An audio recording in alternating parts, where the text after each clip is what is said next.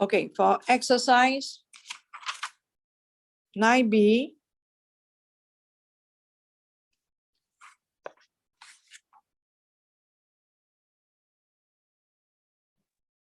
so the population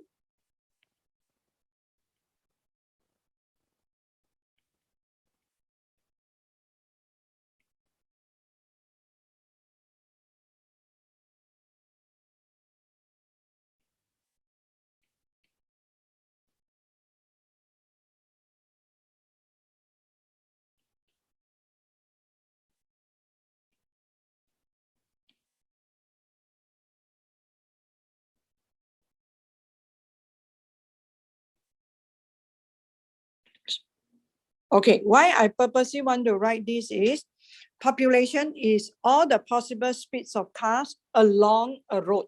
So as long as the car pass by the road, okay, so that is called the population. So day in and day out, there are many cars pass by. So we let the speed. Okay, so the variable, we let x be the speed of a car.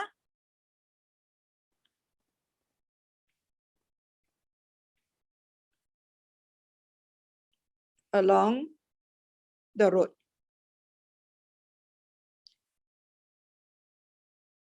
Okay, and student, you see, for this particular chapter, I write down everything. I specify everything very clearly. So this is my population. So this population, so this is called the mean speed of the population.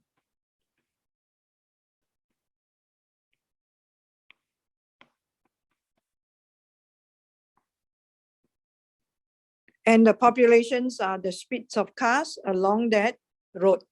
Okay, and the mean speed is 40.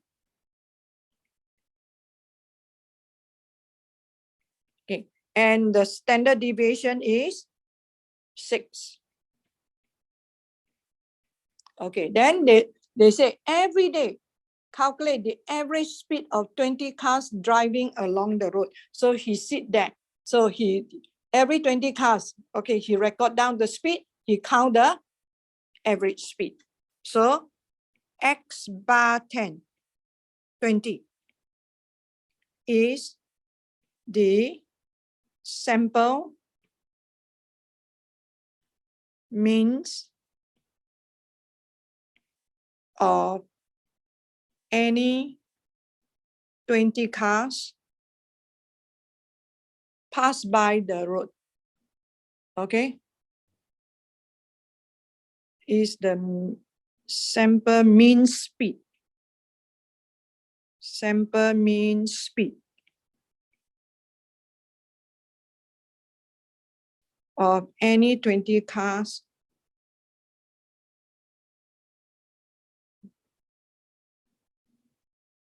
along the road.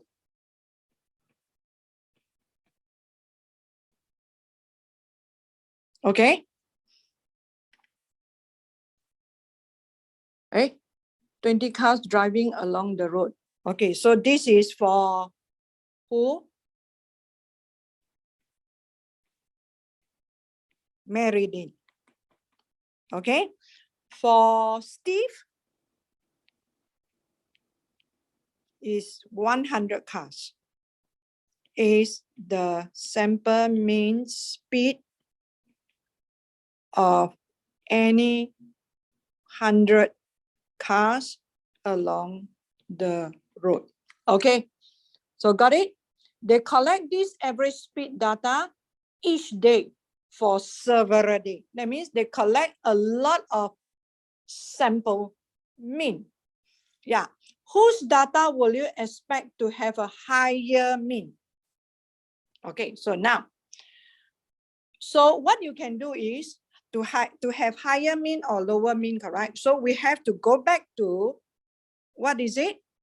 Our central limit theorem. X bar 20 and X bar 100. Okay, so according to CLT,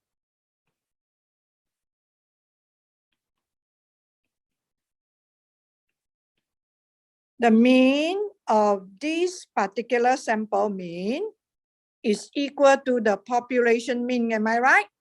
So it will be equal to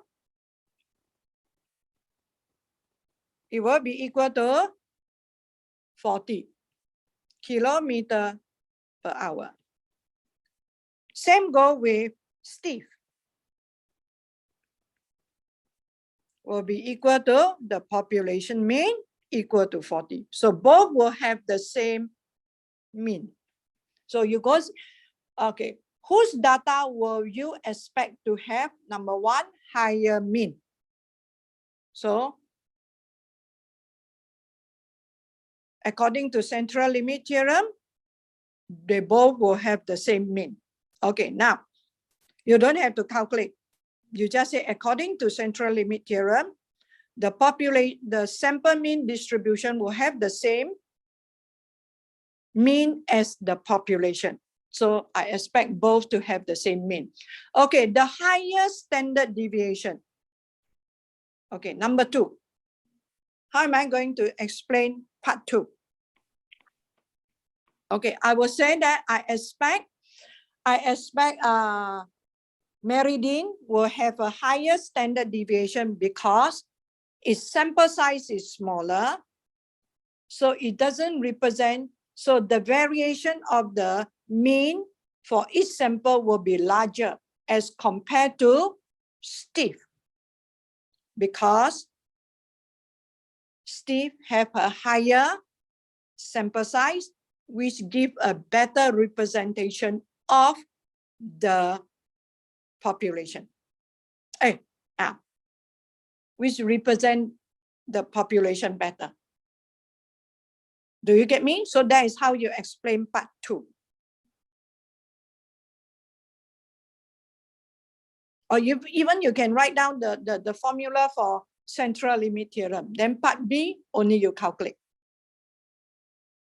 So part A, you don't have to calculate. You don't have to do this. Part A, you just say, I expect both of them will have the same, both sample mean will be the mean of the sample mean for both will be the same because they drawn from the same population. Okay, and the standard deviation of Meridian will be higher because the sample size of it is smaller. So the variation of the sample mean will be much bigger. That's it. Are you clear? So you always go back to according to CLT. Then after that, you use the formula and calculate. Or you can, part 2, you even can say, according to CLT, the standard deviation of the sample mean is equal to the standard deviation of the population divided by square root of n. So the smaller the sample size, the bigger the variation of the sample mean. Also can. You just write down the formula, you explain.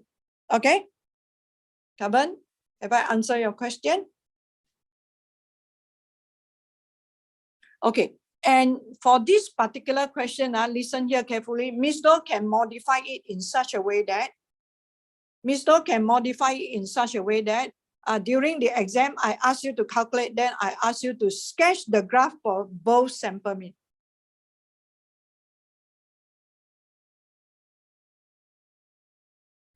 I can ask you to, for this case, correct, I can ask you to sketch the graph for both sample mean on the same axis. So this one will be narrower, steep one will be narrower, and the other one will be bigger. You see or not? So there is a lot of variation in the question that I can set. I can modify from any question from your textbook. So every time when you do a question in a textbook, correct, you have to ask yourself, okay, what the teacher can modify from here? I can just pick part of it and I modify accordingly because I know the thing well. I can gel everything together. Are you okay? So maybe anyone here, you would like to try to sketch the graph, up to you. Okay? Okay, so now central limit theorem, correct? Central limit theorem is talk about the shape of sample means distribution, correct? Okay, can you still remember when we talk about the shape, we break into two parts, correct? The first part, if something, something, then something, something, am I right? Okay, can someone give me the first part? Anyone in the class? Sebastian, can you give me the first part concerning the shape?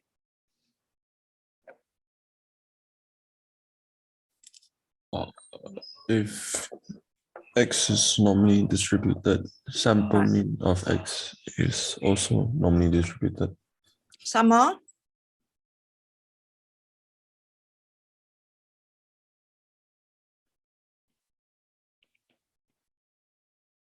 Some more, Sebastian? If the population is normally distributed. Sebastian, can you continue? You're not complete yet. The sample mean distribution. Not completely. Not complete yet. Will be normally distributed. With a smaller spread. Will be normally distributed. With a smaller spread. With a smaller spread, some more.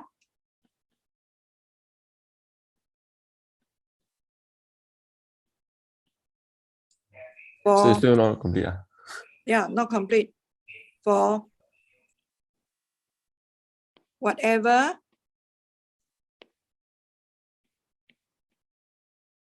regardless the sample size, or for whatever sample size you take. Okay, the English part you go and settle by yourself, okay? So these are very important. So we are not looking at the sample size. We are looking at smaller spread. For whatever sample size you take. You take sample size 2, also it will be normal. You take sample size 3, you also will be normal. Okay, the second part of it will be if. Can someone tell me the second one? Talking about the shape, the relationship. Christopher, are you here? I call you because I want you to pay attention. Please don't get me wrong. Yes. Very important, okay? If not, afterward, your folio will upside down. If the population is not normally distributed. Is not, normally distributed. The sample mean will become normally distributed as the sample size increases. And by terms of rule? N is greater than or equal to 30. Okay, so I'm not going to write down that one, you know. So if the population is not normally distributed, as the sample size increases, the sample mean distribution will become more normally distributed. Okay, and by terms of rule, and if n is greater than or equal to 30, most probably the sample mean will be normally distributed. Clear? So that is the second part, and we are going to apply the whole central limit theorem in 9C. Okay, so 9C. Can you please go to exercise 9C? Okay, question 1, 9C, you say according to central limit theorem, the mean of this is equal to the population mean, which is equal to 70. And the standard deviation of sample mean of size 64 will be equal to the standard deviation of the population divided by square root of n, which is 12 divided by square root of 64, which is equal to 64 is 8. So 3/2. Yep. Okay, now B. Okay, can I have someone to explain instead of I explain? Yes, Avika, can you try to explain? Is X bar 64 not approximately normally distributed? Explain your answer.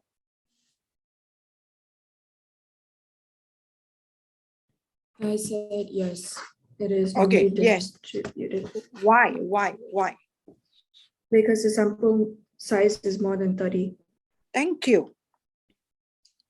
X bar 64, yes. Is X bar 64 normally distributed? The answer is a yes, because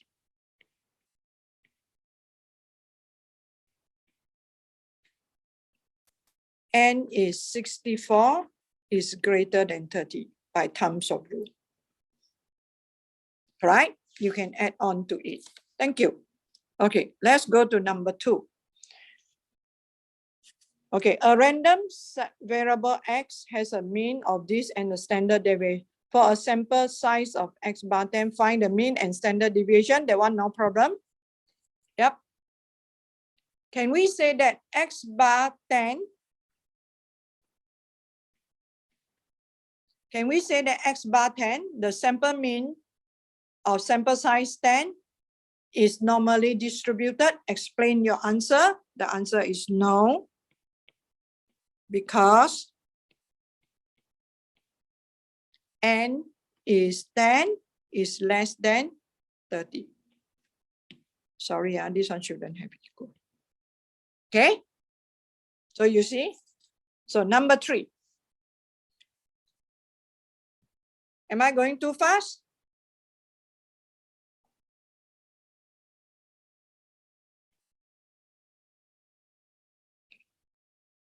Okay, the random variable x is normally distributed. Now they say x is normally distributed with a mean of 50 and a standard deviation of 9. For the samples mean of size 5, find the standard deviation and this one. So this one, no problem, same thing. The mean of sample mean of size 5 is equal to the population mean is equal to 50. Yeah, that's part 1. Okay, part 2. Haoshen, may I know what is your answer for part 2? Hello.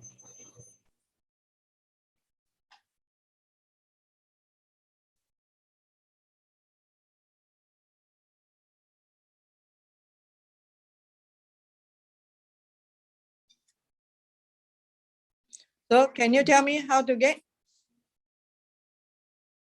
How to get? Here.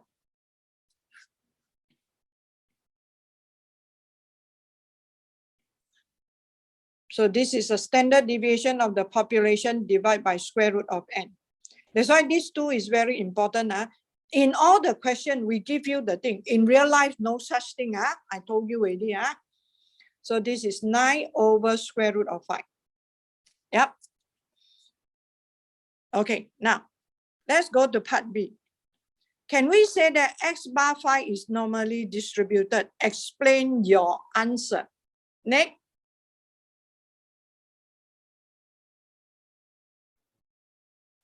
Yes, because Yes, population is normally distributed. thank you. Yes, because the population X is normally distributed. You see how important is it? Means the way you explain is very important. That's why just now I repeat this again and again. You get me? Okay, now, is x5 equal to x1 plus x2 plus x3 plus x4 plus x5? Yes? Is x1 equal to x2 plus x3 plus x4 plus x5? Johan?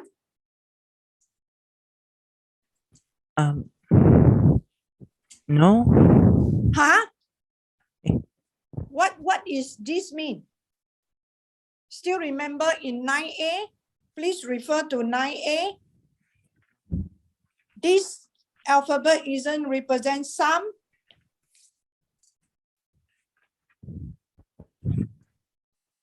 Of samples with sample size 5. So now you tell me, is S5 means add up all the value of the sample? Yes. So the answer should be yes. Okay. Is this one normally distributed?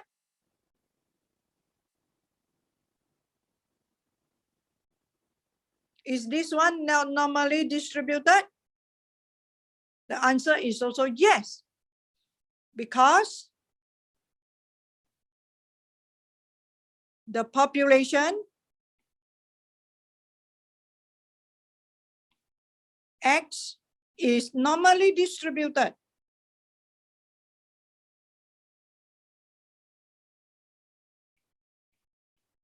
So that's why I break the central limit theorem according to the about the shape of the sample mean distribution into 2 parts. Not like your book, you lump it into one. So that you can answer this kind of question. Okay, now, can I move to question 4? Okay, let's go to question 4. If I'm too fast, please stop me. Okay, suppose X has a mean of 80 and a standard deviation of 9. Okay, find the mean and the standard deviation of X bar 36. Okay, so X bar 36. Okay, the mean of sample size 36 is equal to the population mean equal to 80. Okay, that's part A. Part B, the standard deviation of sample mean of sample size 36 is equal to the standard deviation of the population divided by square root of n. Okay, Bram, what is the answer?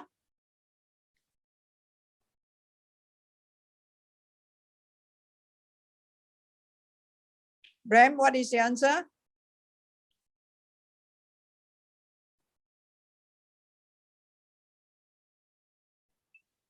Miss, for part A or B?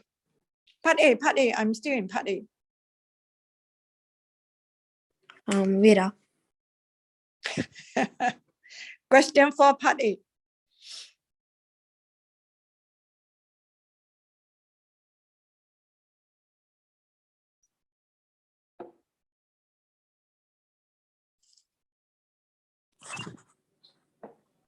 Um, 3/2. Okay, 3/2 means 9 over square root of 36, correct? So it's 3/2. Yeah, thank you. Okay, 3/2, yes, you're right. Okay, so now part B. Is X bar 36 approximately normally distributed? Explain your answer. Explain your answer. Chokan.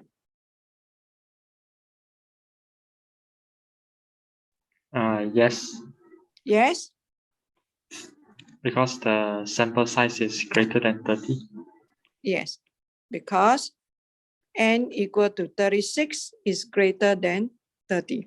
So if the sample mean is normally distributed, if we want to find the probability, part C, what can we do? So we will write like that. X bar 36 is normally distributed with a mean of 80 and a standard deviation of 3/2. Are you clear? So now you have all the right. If to find probability, we use what program? Normal CDF. Because of this, okay, now you can use normal CDF and find all the answer. And your variable is X bar 36, means is the sample mean. You are not talking about individual X, you are talking about the sample mean.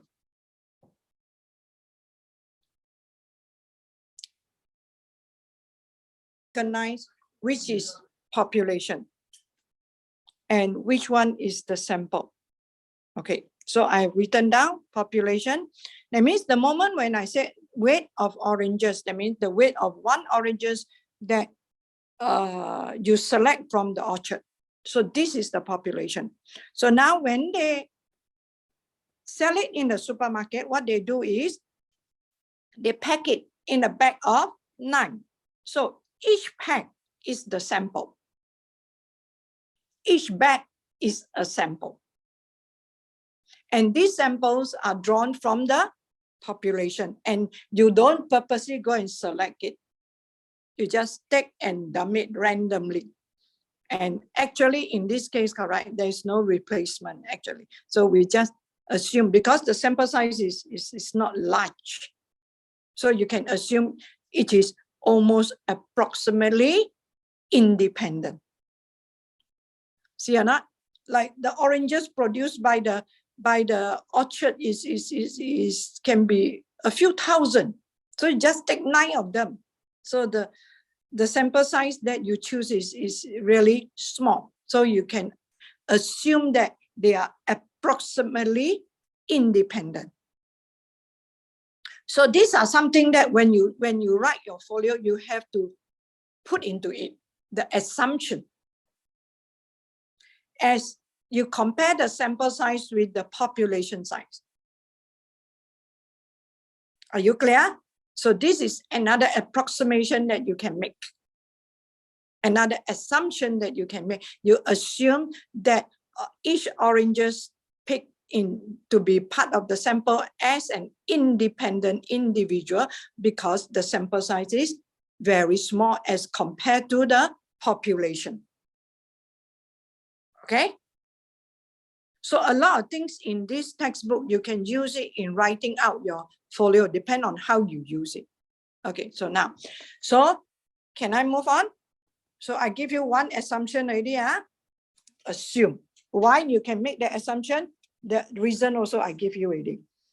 So find the probability that an individual orange weigh more than 140 grams. So that's why I write down individual orange weight means from the population. So for this case, I have to use this distribution.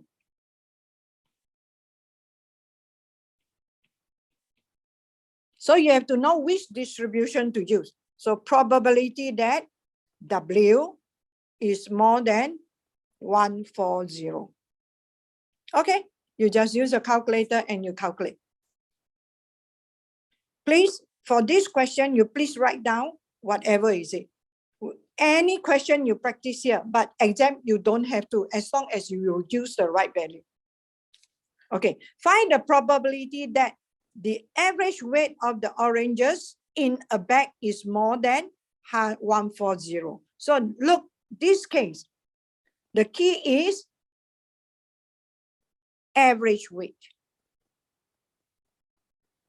So that means I must use the sample mean weight distribution. So in this case, I have to use W bar 9, which is normally distributed with the mean of 130, but now the standard deviation is 15 over square root of 9.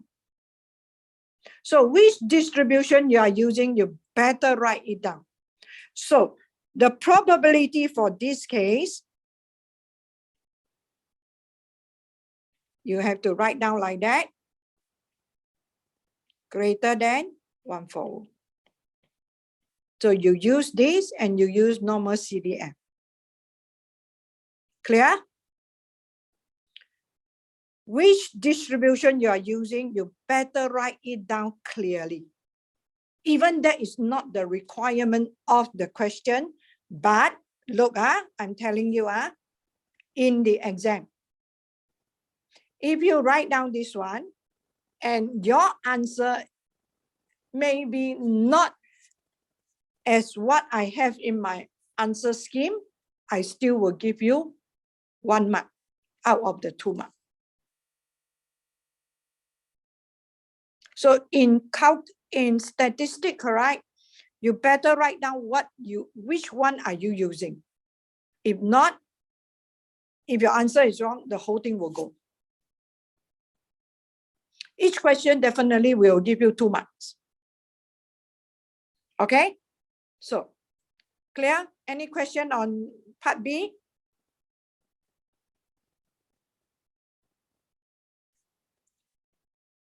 Okay, then for part C. For part C, okay, they say find the probability that the total weight. Okay, so now for this question, I'm talking about total weight of a bag. So I have to use S9.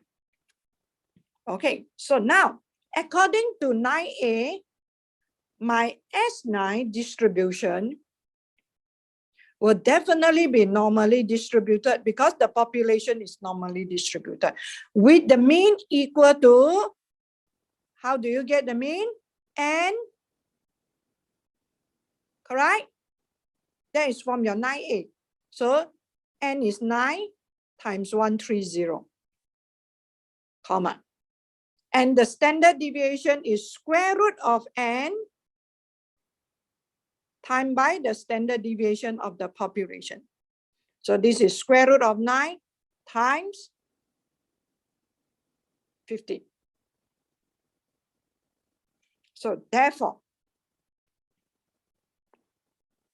the probability of S9 greater than 1200.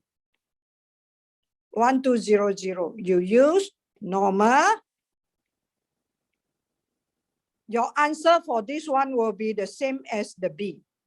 Can someone explain to me?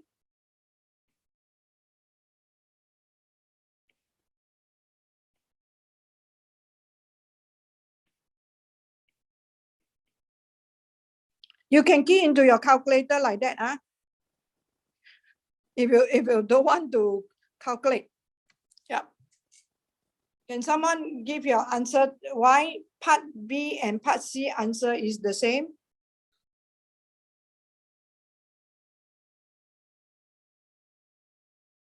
No, 1200.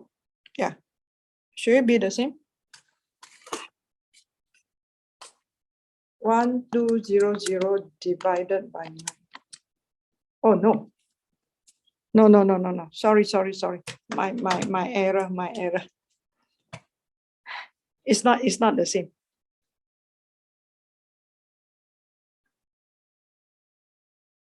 Okay. So any issue on this question?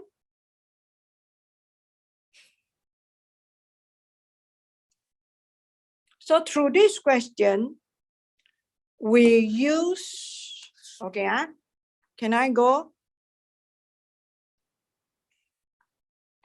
Okay, through this question, we use I explained to you, if you go to page 64, page 264. If you go to page 264,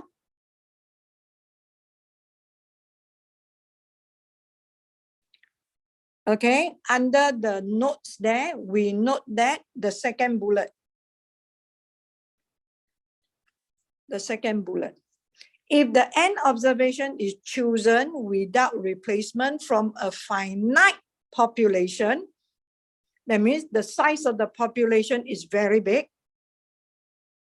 So if you're writing your folio, right, you are doing the situation like that, then you can say if the n observation are chosen without replacement from a finite population, then n must also be small compared to the size of the population.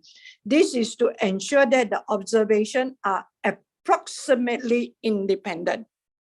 So you are making this kind of approximation. So if you are doing a scenario which is like that, you can write down that as an approximation that each samples chosen, okay, they are random. They are independent. They are approximately independent. So because when you write your folio, you have to state your assumption and approximation. Are you clear?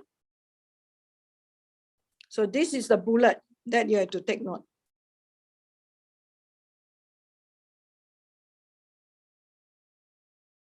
Clear? Okay, any further question before I end the class? The rest of it, you please do it by yourself.